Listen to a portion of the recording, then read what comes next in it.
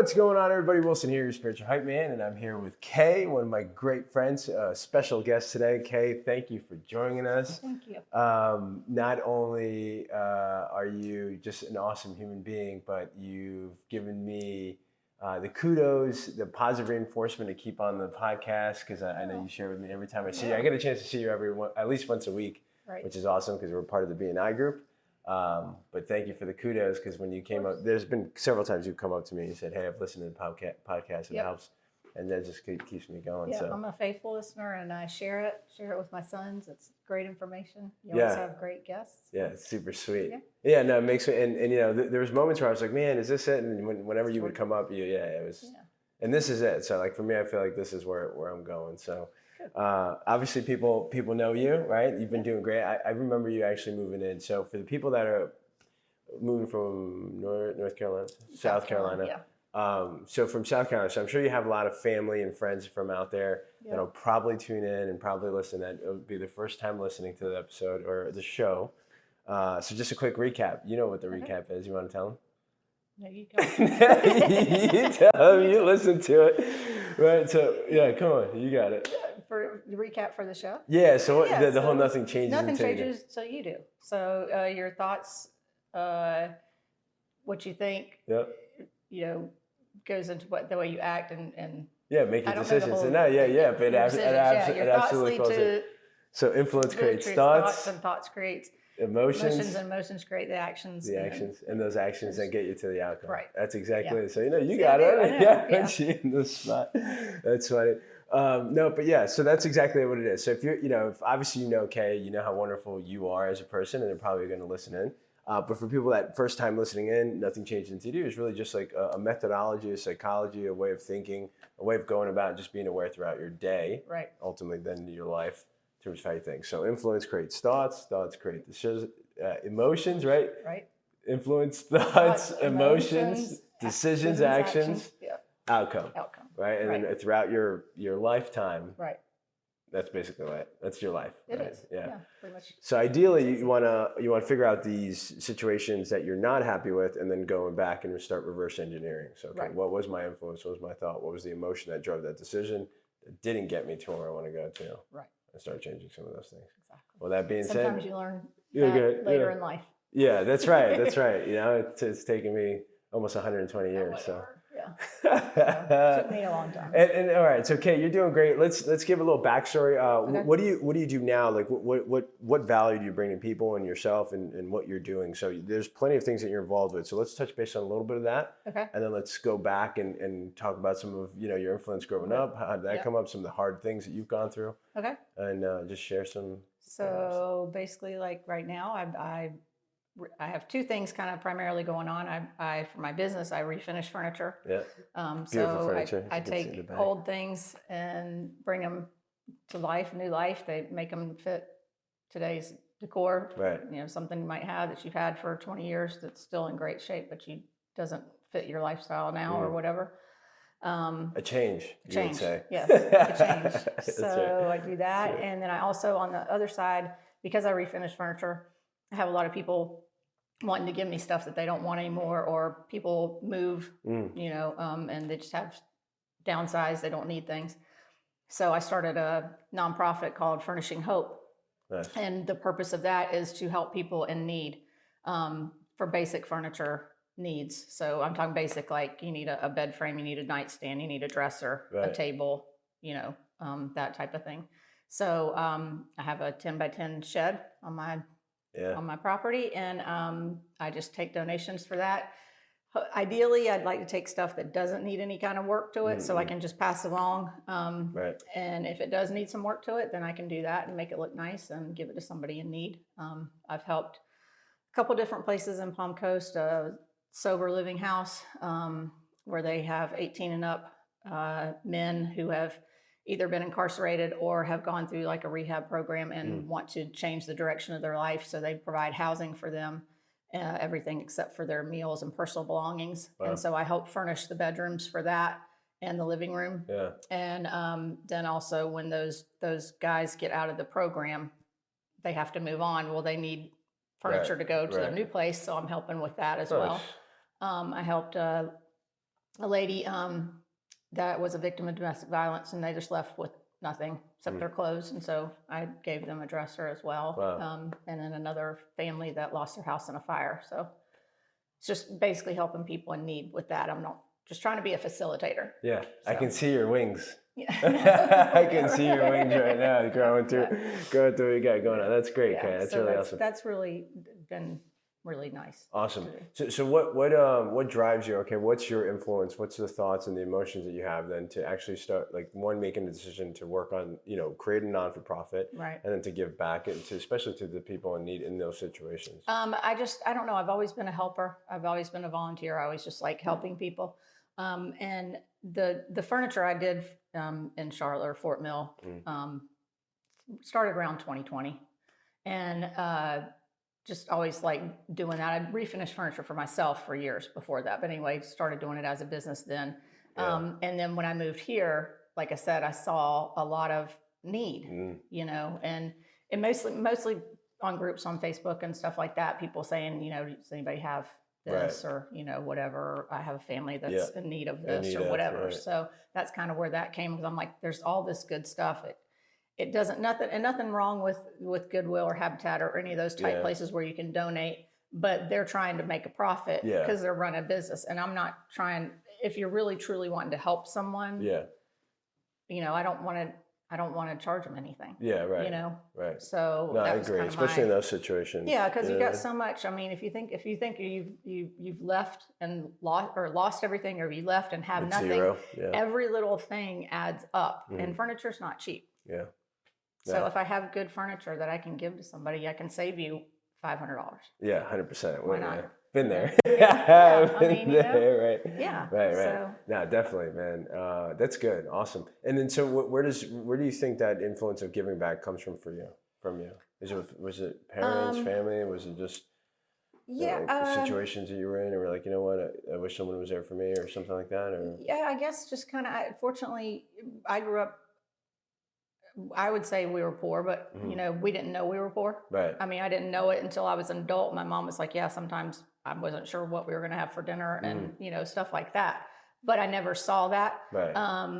So I always grew up, I don't want to say not frugal, but just really minimal. I didn't require a lot of material things. Right. And so anyway, I don't know. I just like I said, helping people. I never really, we didn't, my family didn't really like volunteer or do anything like that. I did a little bit in college. I worked on a Habitat house and volunteered. Was that the first time you actually volunteered? Yeah. How was that? I loved it. Yeah. So did you get, I was the only girl that would get on the roof. Okay, so cool. I always loved it. It was so between like the crafts that you love to do, and then just the feeling of helping somebody out, I just always like to do physical stuff. If I'd have known that I could do, like, girls could like go into construction and stuff like that, I probably would have done that. Wow. My dad and my brother both were construction. Okay. But I didn't think that was like a girl job. Right. So I went and got a business degree, and and now you're running your own business, which is doing good. Probably a little better than construction. No offense to people that obviously, but for you, I'm saying specifically. I like doing physical work. So. Yeah, that's cool. Very cool. Yeah. All right. And then, so take me a little bit how did you hone in your skill then? Because you're obviously very skillful when it comes to this. Like, you already know what you're doing. You can see even the thing that we're looking at right now. It's like, how did you hone that in? Well, practice. But the first thing I did when Joe and I got married, he didn't have a dresser. So I went and got this piece of furniture, and I was like, it was at a antique place. Okay. I was like, I want to redo it. So I refinished it and made it, functional for him. Nice. Do you guys still have that piece? Yes. Wow. It's that over here. Okay. But so it just kind of, like I said, I did it for years, and just kind of played with it. Yeah. And then I had a do-it-yourself studio where we made like farmhouse type signs with using stencils, stuff like that, wood signs. And I started doing furniture then, and somebody asked me, hey, can you refinish furniture? I'm like, I've done it for years. This was, the first piece I did was 2008. Yeah. So this was like 2018, 2019. Right. I was like, yeah, I've been doing it for 10 years. Wow. And then it just kind of snowballed. So I was like, oh, wow, people, because I thought everybody could do it. You watch HGTV, you see the shows, hey, you just take this and you just redo it. And people are like, no, I just thought you could do that. Yeah, there's some skill there to it. But my dad was always big, like I said, he was in construction, but he built a lot of stuff. He built furniture. My mom was very crafty. She could sew, she could paint, very like artsy paint. Yeah. I'm not artsy per se, but so anyway, I think just a combination of both of those. Yeah, so. like a perfect combination of both of them. Right? I just didn't really think that you could do something like that as a business. I just went and, I was in commercial real estate for 28 years. Wow. So, and then I was like, I turned 50 and I'm like, I don't want to do this anymore. I don't care if we build another Jiffy Lube. Right. I don't care. I don't care. Or it has plenty of Jiffy Lubes. Yeah. So I was like, what else? I actually saw something. I mean, turning 50, which you'll find out in 20 years. Yeah, in about 20 years. But when it was something for me. It was more like, oh my gosh, I'm 50. Yeah. I mean, what have I done? What with my life? What I was in the throes of being a single mom for a long time, and raising kids, and now the kids were getting off to college, and going to do their own thing, and I'm like, what am I going to do? Damn. What have I done? I was in that mode for so long to provide in that way. So I actually saw something online. It was Steve Harvey saying, you got to take that leap. Yeah. You just got to take that leap. You might stumble a little bit, but God's not going to let you completely fall. And just take it if it's on. And I was like, okay, I'm doing it. Yeah. So shout out to Steve Harvey. Yeah, Steve Harvey. Very That's inspirational. Cool. So at 50, like I guess when you hit that market, like what was the thought? I was like, oh my God, I'm like halfway through lifetime. And then like, I hope so, but I don't. I mean, no, of course. Like, I think I'm over over think half. that way. Nah, I gotta but think I think at it's least just, half. Yeah. Oh, at least half. Yeah, well, definitely. I think we have more than that, right? I hope so. Yeah, for sure. But yeah, it was just like, I guess you just realize, hey, I've got more than likely got more years behind me than ahead of me. So I want to make the most of these, that are ahead of me. Yeah. Wow. I know. I think for me, I'm working through that too. Like the more and more I start like thinking about it, it's funny because like I've talked about it too. I don't know you've heard it. Like I keep death somewhat, not like a constant thought, but I do think of like, man, like if this ceases to exist, and then it drives me into more of like being in the moment and like being more of like, all right, what are we doing? Yeah. Well, and I had a lot of that. So 2003. My mom got diagnosed with breast cancer, and it was a very aggressive form. Well, she ended up passing away in 2005. Damn. And then 16 months later, my sister passed away. She had breast cancer originally before my mom. She was a 5-year survivor, but she had some alcohol problems, and she basically died of liver failure. Yeah. She couldn't handle it after my mom died. So my mom dies. 16 months later, my sister dies. Jeez. And then one day before the 5-year anniversary of my mom's death, my dad dies. No way. So I lost half of my family in 5 years. That's crazy. In addition to my brother-in-law and my grandfather and, some other people. That was just really key. So it's like, so Whoa. That kind of fueled that. And so I was 36 when my mom died. I was 41 when my dad died. Whoa. Yeah. Whoa. So it's just going through. In 5 years, you pretty much have your right. Wow. And then in That's crazy. In the meantime, with that, we took in, Joe and I got married 2008. And 9 months later, my brother-in-law passed away. And so my niece come to live with me, my sister's daughter. So that kind of changed the dynamics of but so I'm having, got 3 teenage kids, right? Trying to maneuver through life. So that just all, sort of kind of all made me, And then, so when I got through that, and the oldest ones went to college and I had the youngest one, or whatever, that's when I kind of started there again. Okay, so let's get into that That's a little bit. Yeah. I guess when the first question comes to head is like, how did you manage all of these things, right? Because of course everybody's got their own journey, everyone's got their own situations that you have to kind of maneuver through. Right. In your case, in this instance, going, obviously losing your brother-in-law, then having the additional child, and then going through that, and then losing more of your family, like how, on top of everything else that you're doing. Like, how did you manage that? And then can you describe some of the days that like you were at maybe your lowest and like what? Oh, yeah, definitely. I mean, it was just hard. When you're in it, I think you just, you kind of get on autopilot in a sense. Like I said, my mom was sick and she was sick for 2 years. So that was, and I was also a single mom at the time. So, and I didn't know Joe. Right. And so it was like, going through all that. So I feel like I almost, looking back, I kind of was on autopilot. It was just like every day you just did what you had to do just to kind of get to survive. And my mom was literally my best friend. I mean, I called my mom 2-3 times a day. Just, you know, hey, Mom. Hey, what are you doing? You know, stuff like that. I mean, I'd call her, you know, when I was in college. Do more of that, I think. It was just, and I was close to my sister as well, but my sister and I butted heads, and especially after my mom, I tried to help her after my mom passed away because she just wasn't in a good place mentally, health-wise, and all this other stuff because my mom pretty much kept her on the straight and narrow, and nobody else really could do that. Yeah. So it was kind of frustrating trying to, you know, take care of her situation, take care of my kids, you know, whatever. So that, and then she ended up passing away, and so it was just one of those things. And then, you know, with my dad, right before my mom, like the week before my mom died, he had always had knee troubles. He needed a replacement. He went to the doctor, got his knee drained, and got a cortisone shot. Right. And in the process of that, they gave him a staph infection in the knee.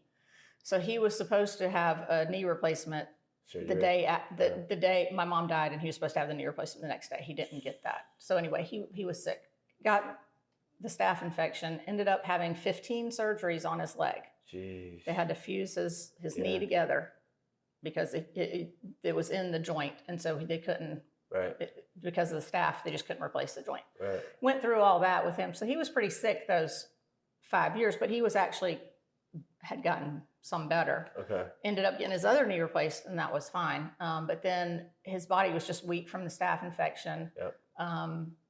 He wasn't the healthiest in his younger life. He smoked for years and, you know, whatever. So anyway, it just was a combination of a lot of things that he ended up passing. But it was because of the staph infection. So he was in and out of the hospital for a long time. So I was taking care of him, and you know, so that was just. I feel like those 5 years was kind of like it's kind of like a blur because you just have to doing what you got to do, you know. Yeah, it's crazy because I feel like Patty has shared some of that stuff where I've asked her to. I'm like, man, like sometimes I just don't. Like I try to put myself in that situation. Yeah. I'm like, I don't think I would. Well, you don't want to be, but you don't know what you're going to do until you're there, and it's just like you have to. Because I'm like, man, I don't. That's way too. Wow. Like not just emotional, but like the labor and the time that you have to. Yeah, I'm sure you were exhausted for 5 years. Yeah, right? I was. Like you go to bed and you're like, ow. Yeah, I was and emotionally drained, and I think a lot of it I was in denial. I hadn't really. My grandparents on my dad's side had passed away, but they were older. You know what I mean? They were in their upper 80s or whatever, but I never really dealt with death. I mean, my mom was 63 when she died. And you were 36 at the time? Yeah. Wow. My sister was 44. Wow. My dad he died 2 days after his birthday. He was 71. Wow. So, I mean, that's all young. Yeah, exactly. You know, so it's kind of, I was kind of in denial, even with my mom when she came, you know, her breast cancer moved different places. She had it in her brain, and then she had it, the last place she had it was her spinal fluid. Jeez. So you can't do anything that's in the spinal fluid. So she was paralyzed from the waist down. That's crazy. But she was still my mom. I mean, she was mentally, she was still telling us what to do, and we were doing, you know, and so I was in denial even to the night before. Yeah. It's just weird, that's you know, crazy. So it's just. So then at 50, you're like, all right. Yeah, so I'm like, my dad, like I said, my dad, well, it had been a while after my dad died, but it was just, I just didn't want to go through the motions and do that. I was just like, I'm not fulfilled in what I'm doing. I'm tired of working hard for somebody else and them getting all the kudos and them getting to go play golf in the afternoons and them getting to go on vacations and whatever. And, you know, and I'm sitting here behind a desk. Yeah. No. Yeah. I don't want to do that anymore. Okay, you're like, I'm out, right? I don't want to, So cool. I was trying to figure out. So Joe and I were going to buy a business. Joe's very entrepreneurial. Always has been. He's owned businesses. Shout out to Joe. For himself. So he, you know, and I'm not a risk taker, and so he has kind of. He's like, yeah, we'll do that, and he's very supportive. So I mean, that was I don't think I would have done it if I wasn't married to Joe, and I don't think I would have done it if I didn't have the support from him. Yeah, I mean, I wouldn't have been able to. Yeah. So again, so much there that we can get into, which is good. I'm telling you, I told you it was a lot. Yeah, no, it's absolutely awesome. That so I guess just to touch the point on that, I think it's super important, and what we've talked about this too is just having some sort of support, like somebody there, you know, your other half, if you're not, like whoever that is to you that can support you or help you, you know, in those moments of decision making. Sometimes, you know, I think it's important. and then the community as well. Yeah. So, and then there was another point I did want to make when you were talking about your dad, that he was unfortunately, like, he smoked a lot and things like that. Health-wise, I feel like more and more people are becoming, even more aware, more conscious of these things, right? Because now you see more people taking care of themselves, right, taking space, doing meditations. right. The yoga's been around for centuries. Right, You know what I mean? But yeah. more and more people, are buying the yoga mat. Shout out to Waymat. They like to play. I'm gonna start Tai Chi. Yeah, that's right. But what about for you? Like, did that sort of thought also come at that age, around like when you were like turned 50? You're like, okay. Obviously, we were like, I want to go do things for myself, and I want to build this business. I want to do something for me. Did you also have the awareness around health around that time, or was it previous to? Because I know you played basketball. Right? Yeah, I mean, I never. My parents both smoked. I mean, they're a product of 70s. Yeah, right. Got The married in the generational 60s times, or whatever.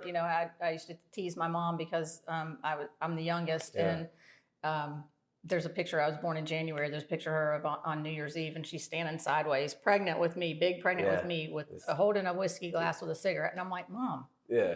She's like, we didn't know. Yeah, and I was like, I understand, but still. Yeah. So I didn't really and I never really realized it until actually I went to college. Yeah. And I went to college and I like unpacking all my stuff and I'm like, oh my gosh, all my clothes stink. I mean, Oh, wow.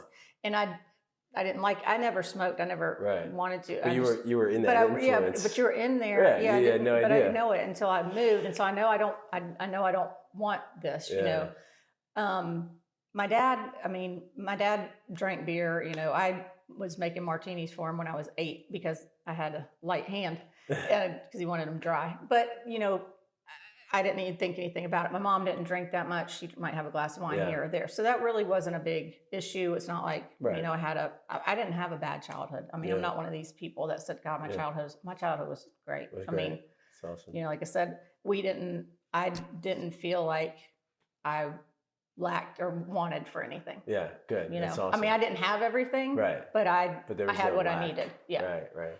So you got to go roller skating on your birthday. Yeah. Well, not at a place. You can roll outside. We didn't have birthday parties like at a place. Right. We didn't go out to eat. That's funny.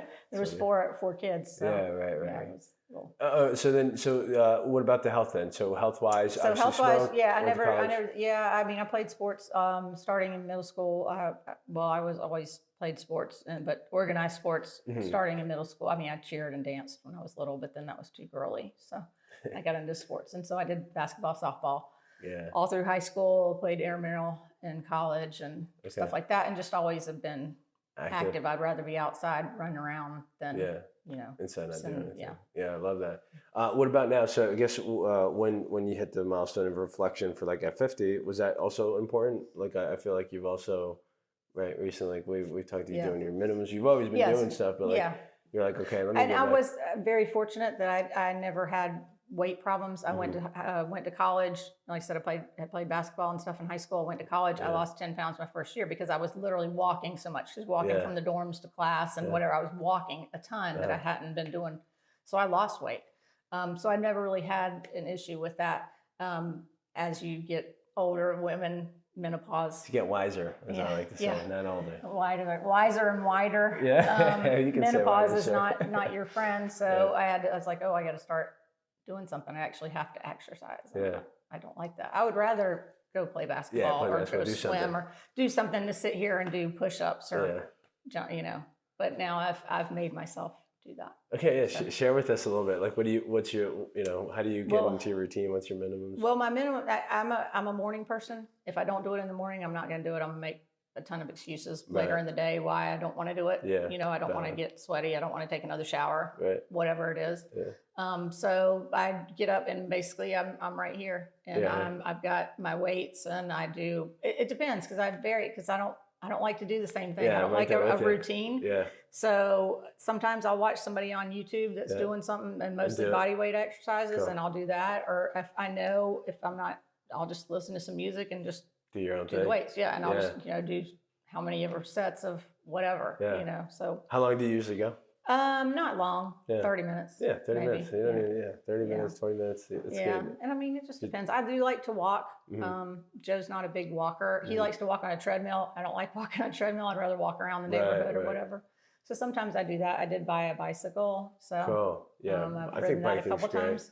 Yeah. That, swimming, and like, people that do yoga and swim are probably gonna live forever. Yeah. So I gotta add a little more of that to my life. Yeah. What how often do you do? I try to do at least 4 days a week. Yeah, that's fantastic. But on the weekends, we're out, we're running, we're always going somewhere. Yeah, always. If we go to the beach, I walk on the beach a lot. Very cool. So cool. All right, awesome. So fitness is definitely important for you, and you definitely want to live forever. I would, yeah. I want to live as long as I can take care of myself. I don't want to be in a nursing home if I don't have to be. 100%. I don't want to be, my kids to have to take care of me. Yeah. So. Yeah, awesome. We'll see. Okay. I don't know if that's up to me. But. Yeah, well, to a certain extent, I would say, right? Like a certain extent. Okay, and then so then take me through, what were some of the, like, obviously that 5 almost 10 years of what was going on with the family. Mm-hmm. What were some of the toughest moments of that? Like maybe one that you can share with us if you'd be okay with, and just kind of like how did you deal with it? How did you go through it? I know obviously you lost your mom, then your dad. Well, mom's sister, then dad. Mom's sister, brother-in-law. Yeah. Well, actually, mom's sister, grandfather, which I was close to, brother-in-law, then dad. Yeah. And it was really sad. I mean, it was really, it was just sad. And I was single, and I don't like being single. Yeah, like being single. Yeah. I want to have, and I was dating somebody at the time, but it was just to date somebody, what I mean? It wasn't going to be a forever thing. Yeah. And I kind of knew that, it was just really sad. I mean, like I said, my mom was my best friend, mm-hmm. I don't know how to explain that. We were like the same person, mm-hmm. And we hung out together. We enjoyed, being together, so that was really, really tough. And I got, like I said, my family's all great, but. How are you able to do, with loss, right? Because I fortunately haven't dealt with someone so close to me. Like my mom, my dad's still here. My 2 brothers are still here. My grandfather passed away a couple of years ago. That was kind of the closest. And I think probably more close was Ginger. Well, that was rough. But again, Ginger was a dog. Well, but still, that's I know. That's why I don't have a dog, because I can't handle it. Every couple of years too, right? It's like every 10 to 12 years you got to go through some. After Ginger, I was like, I'm good right now, for the longest. But yeah, for me, I just feel like, I guess and I know it's different for everybody, right? But I feel like at the end of the day, it is finding either that support or mm-hmm. finding a way to be like, or like changing the perspective of like, instead of looking at the loss, looking at what it was, what we had, and how we can like protect that moving forward. Yeah. And everything happens for a reason, I mean, it's just the way it is. It might not be, and it's not our plan. It's just what happens. I mean, I grew up in church. I went to Catholic church. So faith was important for you. Yeah. I went to church growing up because I had to go to church. Okay. You know what I mean? And then as an adult, I went to church because I wanted to go to church. Because you wanted to go. Yeah. So I don't go to Catholic church anymore. I go to non-denominational. Right. But so that was important. I mean, I had after my dad died, there's a guy. This is back in Charlotte. I saw him at church, and my dad coached him. So he grew up with us, my brothers. And he said, "Man, I'm surprised to see you here." He goes, after all you've been through, this last one. And I was like, I don't know where else to go, So where else would I go? Right. And that's just it's a very personal thing for each individual. That might not give you comfort, but nothing's going to bring my mom, my dad, my sister back. Nothing's going to bring them back, So you got to figure out what gives you some comfort or some peace. And it's crazy. Like, you don't understand. I don't understand why my sister was 44 years old. Her daughter was, 9. Yeah. Or 11. Yeah. And I'm like, you don't understand that. You know? I don't understand because, my mom died before her parents. Right. That's not the way it's supposed to be. My sister died before, my dad. But still, that's not the way. That's not the order of the thing. So why is that? Why don't I get my mom when I'm 63 years old? Right. And then also, with my sister passing away at her age, I think about, the things I mean, it was hard turning 44. So like, my sister was gone. Right. You know, I have a feeling it won't be as hard, but it's going to be weird when I turn 63 because that's when my mom passed away. You know what I mean? But I'm thinking, okay, I'm 56, and my mom had no idea when she was 56 that she was going to be gone in 7 years. What if I've only got 7 years? I try not to dwell like that, but I kind of think like that sometimes. That's what I'm saying. Just to kind of say, okay, you know what? I am going to go to the beach. I am going to do this. I am going to do this because I don't know. I mean, I could walk outside and the mail truck hit me. Yeah, and that's what I've mentioned that where it's like, you know, we think we have X amount of time, but even at like a younger age, and even for like our young kiddos out there, it's like you're not even thinking it, but it's like. And I tell my kids too. I said, you know, we're not living because everybody's like, oh, you always go. You and Joe are always gone. You're always doing this. And what I said, I said because. TikTok motherfuckers. And I'm like, I'm not trying to be reckless. I mean, it's not like we're out blowing, you know, our money. Well, that too. But I mean, I don't know. That might be when I'm 60. Right. But you know, might as well do it now. Yeah, 100%. You know, and then. You know, you have to plan for the future. Yeah. But if you spend all your time planning for the future and then you don't have a future. Yeah. Then what's the plan? Yeah. I mean, I'm not trying to say you shouldn't plan. Right. No, I'm just saying I just agree. feel like there has to be a balance. There has to be a balance and for sure perspective on like, you know, go live your life, like go do the thing. Yeah, do it. Yeah, go do it. For years and years, I didn't do stuff. My mom used to fuss at me because I was a single mom and I didn't have a whole lot of extra money, but she's like, you know, you got to buy something for you. You're all the time buying stuff for the kids or whatever. You got to do something for yourself. Cool. And so that just wasn't my nature. Yeah. It still isn't. I always do for others and still not my nature. But now I am like, you know what, if I do want to take a day off and go here, if I do want to, I'm just going to do it. Yeah, you deserve it. Right. And you deserve it. Listeners, the people that are listening, you guys deserve it as well. And that's a great concept. It is. I think I want to change the vocabulary between struggle. I'll find a better word, but that was always a back and forth of like, okay, how much are we going to save? And then versus like, let's go do the trip or let's go, you know, X, Y, and Z. And usually we just go X, Y, and Z. And then we come back and we're like, fuck, great, we got to pay this credit card. Let's figure it out. But you always figure it out, right? Yeah, we always do figure it out. And that's always great. And I do agree. And I think that's something else like moving forward is like, I had mentioned that it's like take the trip to like I want to take the trip to Jersey more often, or actually see if I can get buy the tickets for my brothers so they can come and hang out. Yeah. I got to call my mom more often. She you texted me do. yesterday. Oh my gosh, she texted me yesterday. She's like, "Hey, don't forget. Did you forget I'm your mom?" I was like, "Oh my god." She's like, "What are you too busy for me?" I'm like, "Oh my god." And then I didn't text her. I got to text her. I know. I know. You do. Well, when Joe and I got together, he wasn't. And my mom. We got together in 2006. My mom died in 2005. Right. So it was a little bit over a year. And so I'd be like, when's the last time I talked to your mom? He's like, I don't know. I'm like, you don't know? Yeah. Do you know what I would do to be able to call my mom right now? I gave him the guilt trip, you know, Catholic guilt. Yeah. I can do that. So I gave him that. I'm like, yes. And he did. And then now he's like, I wish I would have, you know, done it more and whatever. I said, yeah, because you can't, you know, I mean, you get that. So stupid. Like we're so dumb sometimes. We just don't. And I think it's I think a lot of it, not all, but some is just difference in men and women, just the way you're wired, you know? Yeah, that, and I would say like even just being aware of it. Like if you're not aware of it, right? If you don't, or it doesn't like, you know, like, because obviously there's so much of like, hey, this is kind of the structure of life. Like you got to go figure this out, make money, buy your house, have your relationship, do whatever, like somehow be happy. Yeah.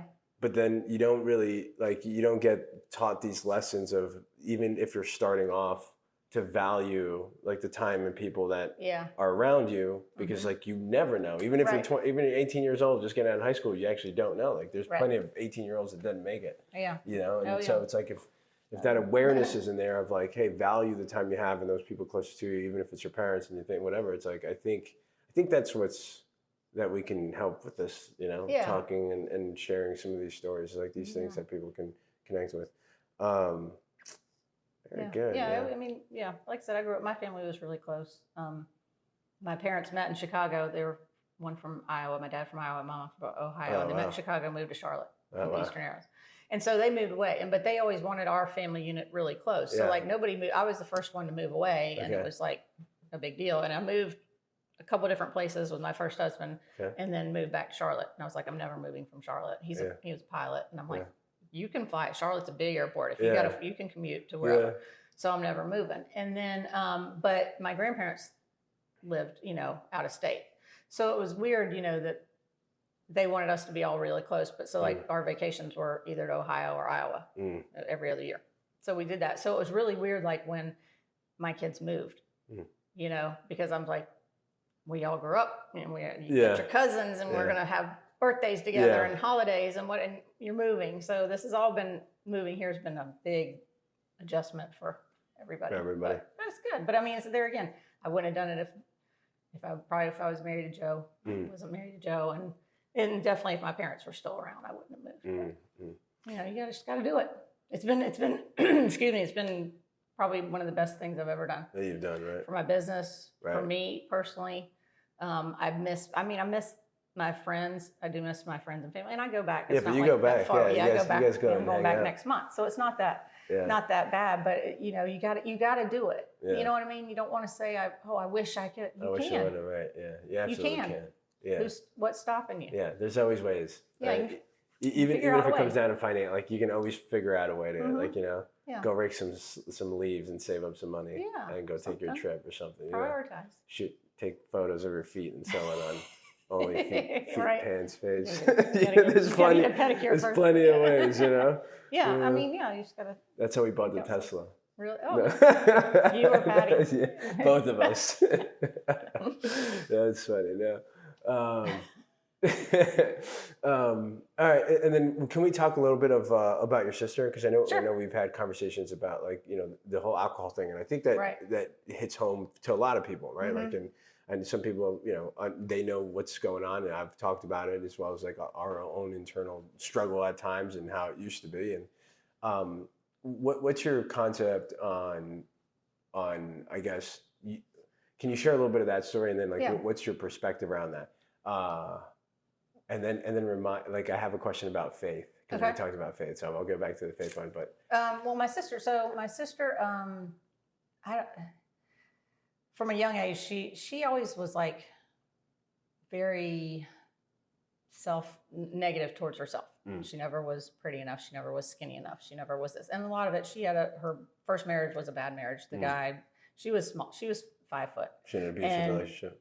Well, not physically, just like mentally, emotionally. But like she was 5 foot, and he told her like, if you're over 100 pounds, you're fat. Wow. So she's always like, trying to be. So that was just the first thing. So she always had issues, and then we didn't know she had the drinking problem. So I would just want to say that like for listeners, like to again relate the nothing changes, like that started becoming an influence. Yeah, of course. Yeah, because it made her feel like she wasn't good enough. She wasn't pretty enough. If you're a little bit overweight. Imagine waking up like that, like every day, like thinking that, like having that. She did that for a long time, and then her second husband, who I really liked him. He's when I said my brother-in-law, even though she wasn't married to him at the time. Got it.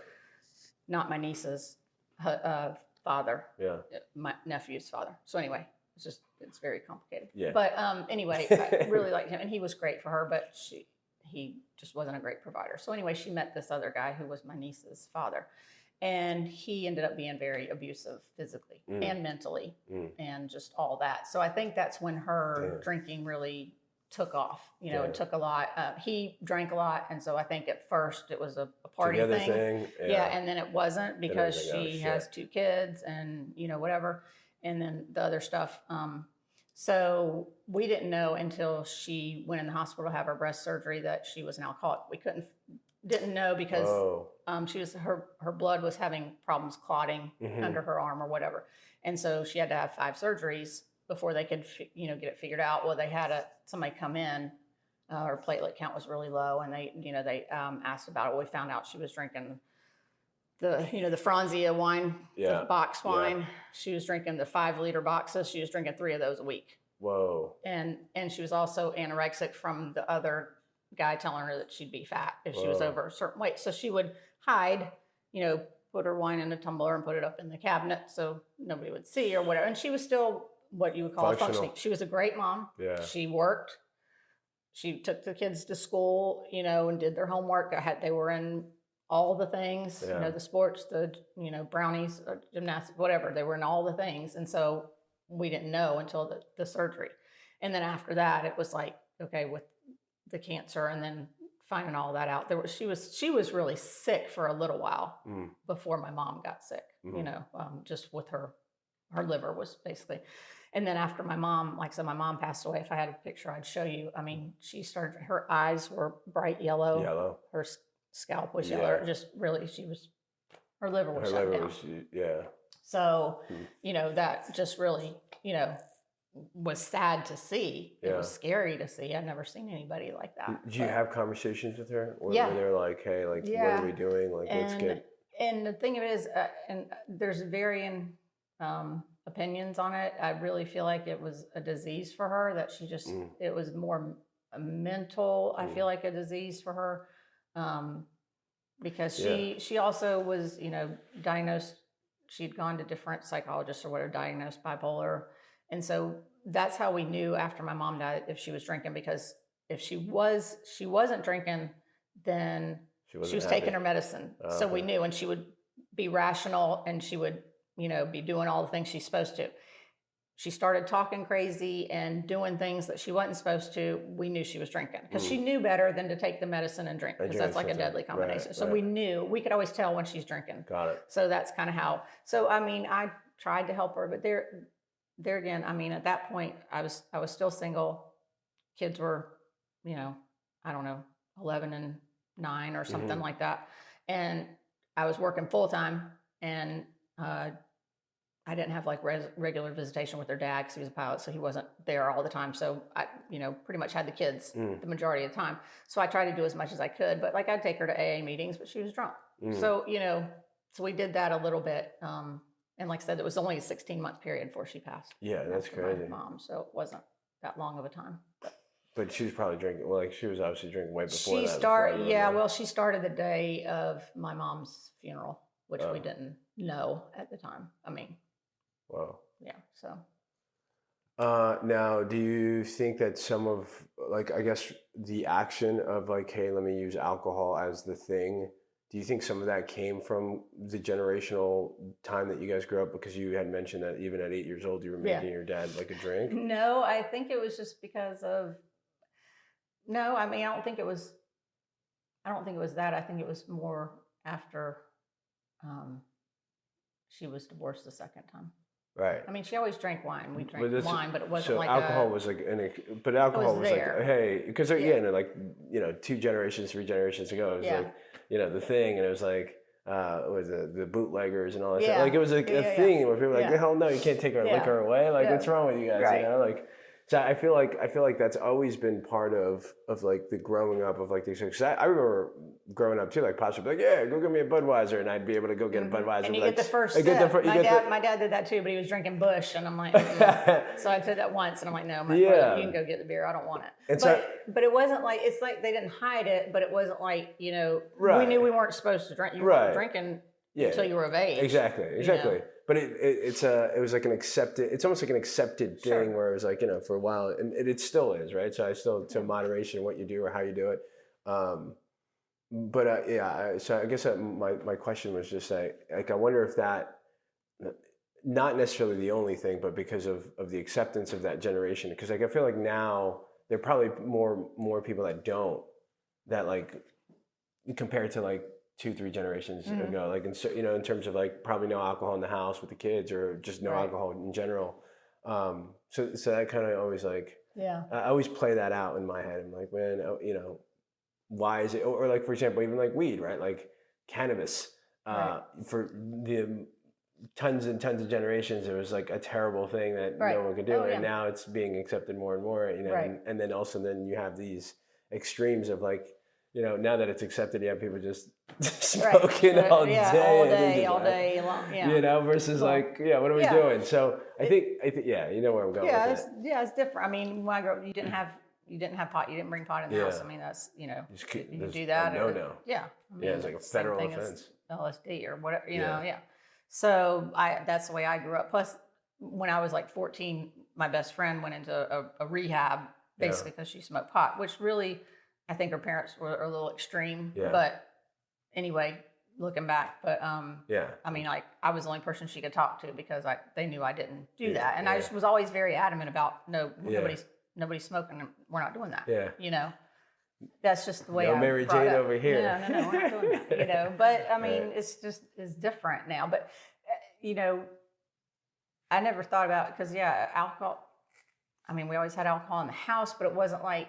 I mean, my dad, like I said, my dad would come home. He worked, and he came home, and he'd have his one martini. Yeah. And maybe a couple beers, and that's it. And like I said, my mom very rarely drank, but it wasn't a big deal. Yeah. It wasn't like a. I mean, it wasn't like a. Like everyone's drunk every day. Yeah, no, it wasn't like that at all. Right. I mean, I don't think I ever saw my parents drunk. You know what I mean? Or if they were, I couldn't tell it. So.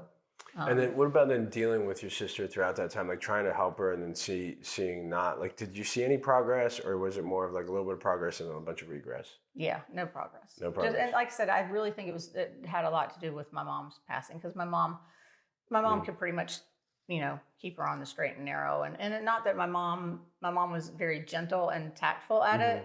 And I don't have patience like that. So I would be wanting to shake her and say, you got two kids. Yeah, what are you doing? What are you doing? You got these two kids. If nothing else, you got two kids.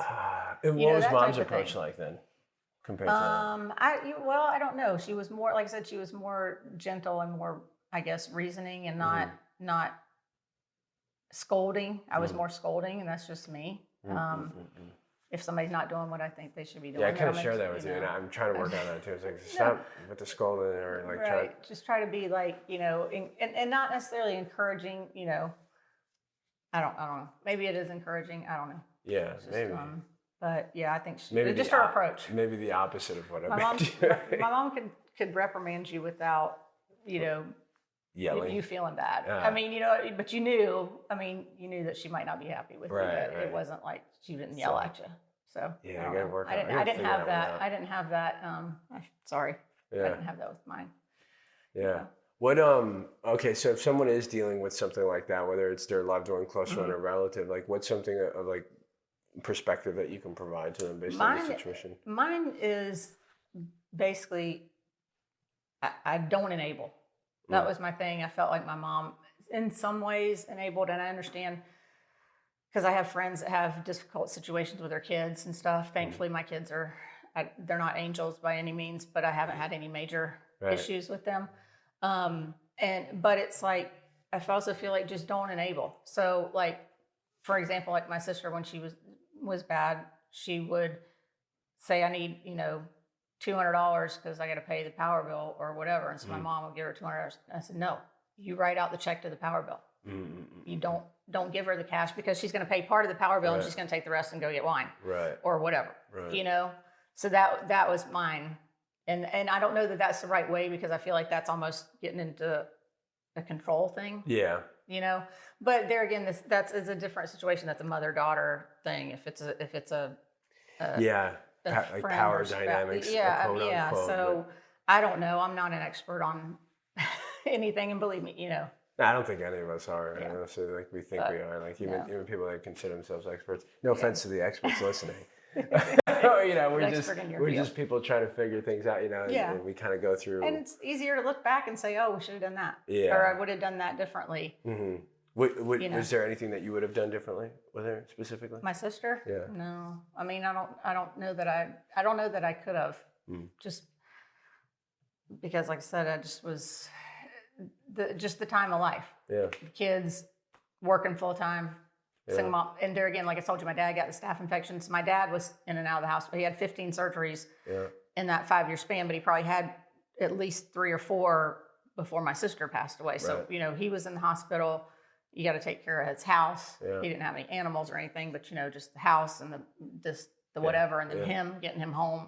So it was just a lot of things. Yeah, so, a lot of things at once. Where you're like, I don't so have time to reflect. I'm fucking doing shit. Right, like, I'm doing it. Get this shit out of here, Wilson. I gotta go do this thinking stuff. What are we doing? Yeah, we don't want to talk about things. You just act. You just do. You just got to do it, right? Yeah. It's like, sometimes you just put yourself in those like you don't even know it's coming. And you're just like, that's what I'm saying. Like I have a lot of respect for for everyone that can do that. So, and I'm even gonna say, man, especially women, because like I feel like in terms of as the female or the woman being like so tough throughout these times, that I feel like men sometimes don't have that ability to be that. Like they do, right? But I feel like there's also the ability to be like, you get caught in your feelings, I guess. I don't know. Maybe. But I think there comes to you're just wired different. I mean, I really, I think that's a lot of it too. If you think about just the way you think about something, just you being a man, not being Wilson, but just being a guy, and then me being a woman, it's just really totally different. I mean, like sometimes we'll be driving in the car and I'll ask Joe, he's just looking, I'm like, we hadn't talked for like 10 minutes. So what are you thinking about? Nothing. Really? You're not thinking? I'm sitting here thinking, what I did yesterday and what happened here and what's this kid doing and what's this, and he really can just be thinking about nothing. I'm like, I don't know that I've ever had a time when I'm not thinking about nothing. Right. I would say I'm somewhat similar to that. So. I'm always fucking thinking. Sometimes I always think yeah. But so I just so much credit. I feel like, especially, and again, being a mom. Obviously, like I don't know what it is to be like a father or a dad or anything like that. But just like being a mom, like being a mom, and then like kids, and then family, and then going through these other things, and then it's the same thing with Pat. Like I think sometimes I consider, and I think for Patty too. I'm like, man. You're kind of like the perspective of my mom. I've shared that before. It's like you take a second to think about these things. You're like, wow, look at all the stuff that you've gone through. Like all these things that that at the moment you're not thinking. You're just like, I got to do because I got to do for myself and everybody else, or everybody else then myself. It's kind of what you're doing, right? It's kind of insane when you like reflect back and like look at all the shit I did. Yeah, I know. Well, now it's like, wow. I mean, because I just didn't think really anything. Yeah. Okay, we took another kid in. Yeah, crazy. Yeah. You figure it out. So figure it out. Just go do community. No enabling. Right. Definitely don't enable. Right. And then and then going back to faith, I guess. What would be your definition of faith? It's just for me personally, it's just my relationship with God. That's just my faith. It's not. I don't attach it necessarily to a religion or I mean, I do go to church but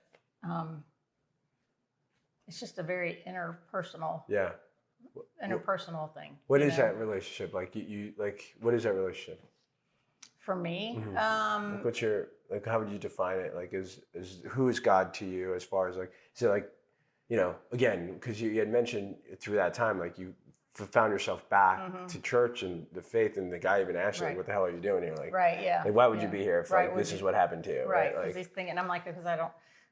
Instead of like, why God damn you? Yeah, I know. And you could, I know, and everybody, I say, well, God doesn't put more on your plate than you can handle. And I'm like, well, he gave me the freaking dinner platter. I could have had like an appetizer plate. Like I was good with that. I was good with it. But so I don't know. Like I said, growing up Catholic is a different mindset, different religion than what I feel like where I'm at now.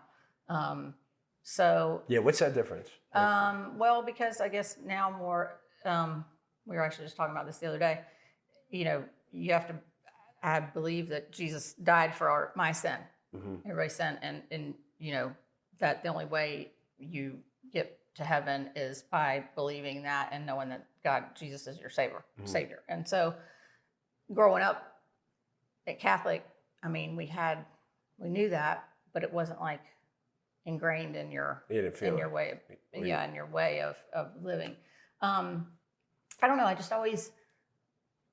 I've always had good leaders at church, and so I haven't had like these horror stories and bad experiences. So I've always just had more a perspective. Faith. Yeah, faith, and the ones that in recent years, the adult years that I've been to, help me deal with life, like give me perspective.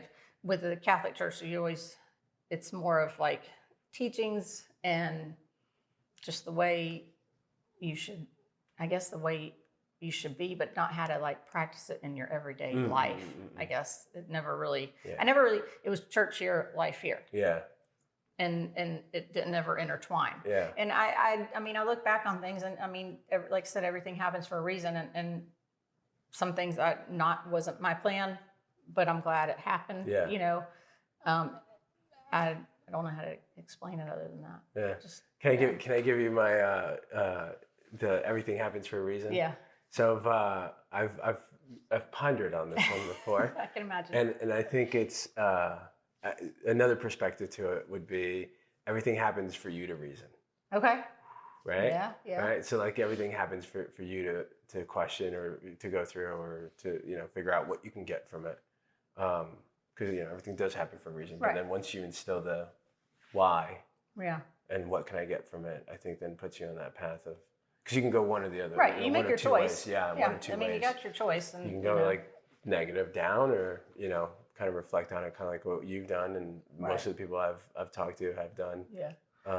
I think you kind of know if you're going the right path though, because I feel like things that maybe you wouldn't have planned to happen or couldn't control happen, and you're like, oh, okay, well maybe I am supposed to be doing this. Yeah, it worked out like better than you thought it was going to work out, or whatever. So maybe 100%. I don't know, because that's one thing. Going back to that, with when I first started the business, I'm like, I don't know if I'm supposed to be doing this. How do I know if I'm supposed to be doing this? What if this is just, what if I'm being selfish and thinking I'm supposed to be doing this and I'm really not supposed to be doing this? And then there's just different things happen, and like I said, I really like helping people and I like making people happy. I'm a pleaser. It's just the way I am. And to make, and even if it's something little as a table, if I can take it and make somebody, they just love it, and that just makes me, that fills my cup. I'm just like, oh yeah, this is great. This is what I'm supposed to be doing. Cool. I stress if I do something that I think, look, this looks like crap. They're not gonna like it. Then they turn around, they love it. You're like, and I'm sure? like, oh, right. So it's not my best work. Cool. But So that's filling. I love the way you said that. It's filling your cup. So really, right now, where you're at is living life, doing the thing that you want to enjoy yourself with. You and Joe go do things, and then filling your cup with the things that you actually want to do that bring people some sort of positive feeling. Right. Yep. Very cool. The only thing I struggle is not having my kids with me. Yeah. Is that your biggest struggle right now? Yeah. Yeah. Yeah, because there again, like I said, we all grew up together. We were at my parents' house for cookouts, for holidays, for birthdays, everything. And now it's like, even with my son who's 3.5 hours away, you got to plan it. Right. It's a planned thing. It's a trip. Yeah. And it's not, hey, let's go to dinner tonight. Yeah. Hey, let's come over and play cards or something. It's just, Okay. So that's my only thing I'm not happy with in my life. Okay. But how are you dealing with it? You just try to make as much time as possible, go do the things. Try and make the most of the time we're together. So. All right. Yeah. All right. So before we leave, you already know what's coming, right? You already know. We got 3 questions for you. Well, like 3.5, because we obviously want to ask people. So, first question is, what is your biggest regret in life? My biggest regret that I didn't start my business sooner. Okay. That I felt too focused on making the money, following the path. Structured path that someone already told you what you need to do, sort of thing. Yeah. So that's kind of my biggest regret that I didn't start this sooner. Okay. Because you feel great, right? You're definitely on the right path. Definitely. Yeah. And and business is doing well. Especially since I've moved here, my business is killing it. Oh, yeah. So, yeah. So I know. Yeah.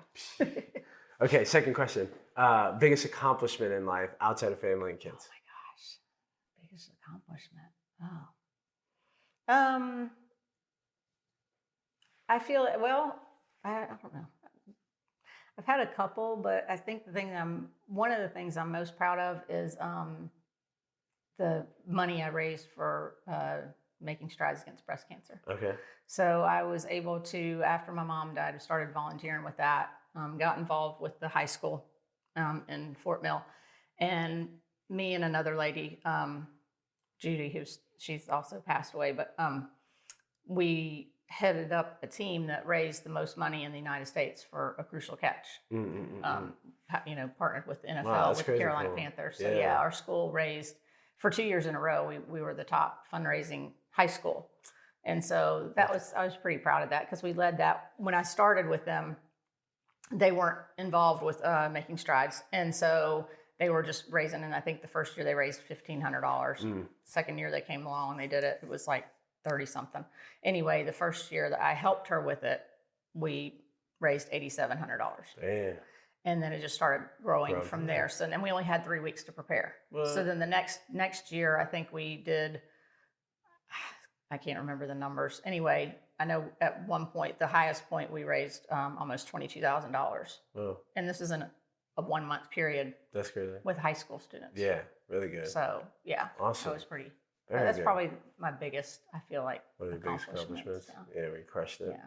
So for the good of the Yeah. breast cancer awareness. yeah. Yeah. And I mean, I still do stuff here, but it's not making Right. strides. Yeah, no, it's even just in general, all the things that you're doing, especially Yeah. if you're not for profit, Yeah, and I raised a lot through my own personal team. Yeah. So I Very mean, I cool. did that every year. I would raise at least close to 5,000. So Wow. I did that for Nice. several years. Very Yeah, good. so Okay, that's good pretty stuff. Yeah, All right. so I was happy about that. All right, ready for the third one? I don't know. Okay, so the third one is what are you currently working on changing for your betterment of your future? Probably my work.